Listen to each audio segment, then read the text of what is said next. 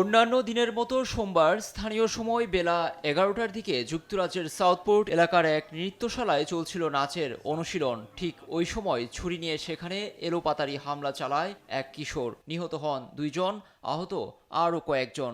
রক্তে ভেসে যায় নৃত্যশালা। এই খবরে গোটা এলাকায় ছড়িয়ে পড়ে আতঙ্ক। ঘটনাস্থলে ছুটে এসে এলাকাটি ঘিরে ফেলে পুলিশ। ওই এলাকার কাছ থেকে সন্দেহভাজন 17 বছর বয়সী এক কিশোরকে আটক করেছে নিরাপত্তা বাহিনী। জব্দ করা হয়েছে একটি ছুরিও। কী কারণে এই ঘটনা ঘটিয়েছে সে তা জানতে চলছে তদন্ত। এই ঘটনায় হাউস অব কমন্সে নিন্দা জানিয়েছেন ব্রিটিশ স্বরাষ্ট্রমন্ত্রী।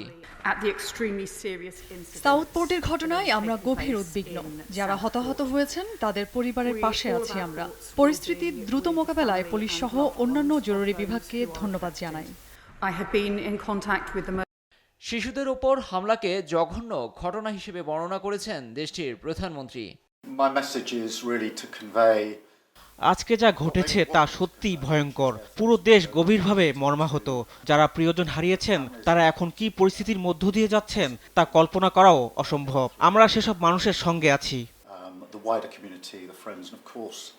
সাউথপোর্টে নাচের অনুশীলনে হামলাকে হরর মুভি হিসেবে বর্ণনা করেছেন প্রত্যক্ষদর্শীরা। সাধারণ মানুষের মাঝে ছড়িয়েছে ভীতি। প্রাথমিক অবস্থায় পুলিশের ধারণা এটি কোনো সন্ত্রাসী হামলা নয়। এ নিয়ে চলছে বিস্তর তদন্ত।